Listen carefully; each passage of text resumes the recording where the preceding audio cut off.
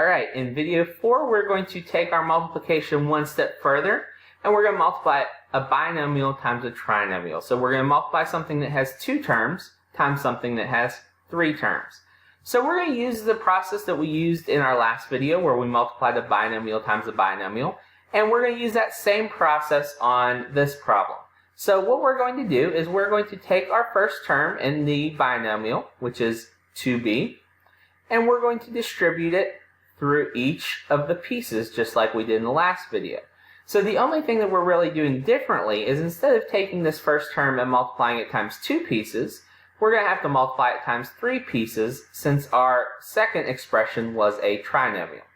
So we're going to multiply through, and again we're going to multiply coefficients together. So when we do 2b times 5b squared, that's going to give me 10b, and then I'm going to add the exponent. So remember, this has an invisible 1.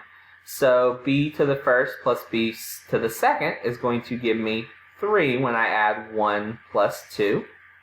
And I'm going to multiply 2b times a negative 3b. So 2 times negative 3 is going to give me negative 6. And b to the first times b to the first is going to give me b squared. And then I'm going to do 2b times negative 1, which is going to give me negative 2b.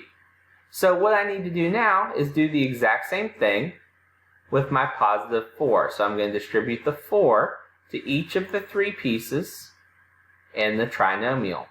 So this is going to be a little bit easier because it doesn't have a variable attached. So all I really need to worry about is multiplying the coefficients. So 4 times 5 is going to give me 20. And then I still have the b squared from the first term in the trinomial. Then I'm going to do 4 times negative 3b, which is going to give me negative 12b. And a positive 4 times a negative 1, which is going to give me negative 4.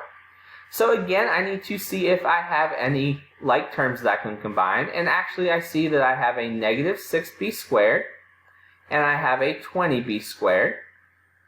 I also have a negative 2b and a negative 12b. So I'm going to need to combine those together. Now, my 10b cubed and my negative 4 do not have a match, so they're going to stay as they are. So I'm going to have 10b cubed. I'm going to combine my b squareds, which is going to give me 14b squared. And then I have a negative 2b and a negative 12b, which is going to give me negative 14b.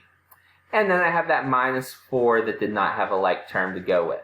So that is going to give me my final answer of 10b cubed plus 14b squared minus 14b minus 4. Now, one thing I want to point out on this, it really doesn't matter which order you do this in because, remember, multiplication is commutative.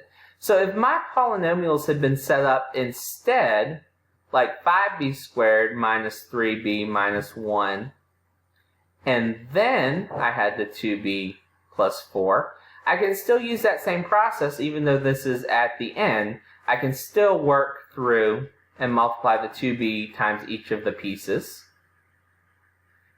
And then I can do the same thing with the 4 and multiply it through each of the pieces.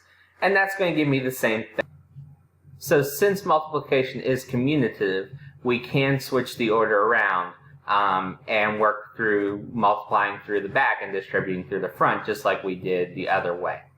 Alright, so you have 2 U-Try problems to go ahead and attempt. Make sure that you give those a try and check your answers, and then come back for our next video. See you then.